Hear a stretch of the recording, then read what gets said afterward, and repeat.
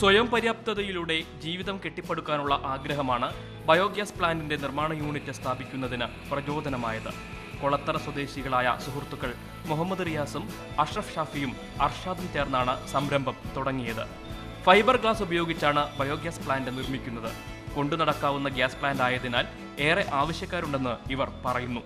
ഞങ്ങൾ plant set ചെയ്ത് കൊടുക്കുന്നത് എല്ലാ കാര്യങ്ങളും ഞങ്ങൾ തന്നെ ചെയ്യുന്നത്.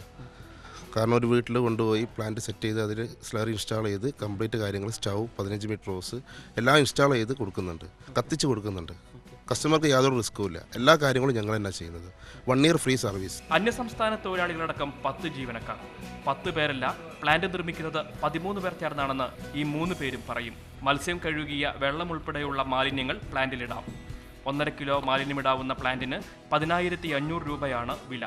3 കിലോയും 7 കിലോയും മാലിന്യങ്ങൾ നിറയ്ക്കാവുന്ന പ്ലാന്റുകളും ഇവർ നിർമ്മിക്കുന്നു. വേസ്റ്റുകൾ, ഫുഡിൻ്റെ വേസ്റ്റുകൾ അതെല്ലാം ഇതിലിടാം. 3 മണിക്കൂർ കത്തിക്കുന്നുണ്ട്, 3.5 മണിക്കൂർ കത്തിക്കുന്നുണ്ട്, 1.5 മണിക്കൂർ കത്തിക്കുന്നുണ്ട്. അതിലൊക്കെ ഫുഡിൻ്റെ വേസ്റ്റ് ഇടുക. പിന്നെ ജൈവവളം കിട്ടും. 1.5 കിലോ മാലിന്യത്തിൽ നിന്ന് 2 മണിക്കൂർ പാചകം ചെയ്യാനുള്ള ഇന്ധനം കിട്ടുമെന്ന് ഈ യുവ സംരംഭകർ പറയുന്നു.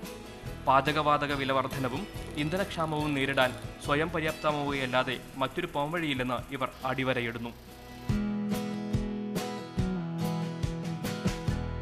മാതൃഭൂമി ന്യൂസ്, കോഴിക്കോട്.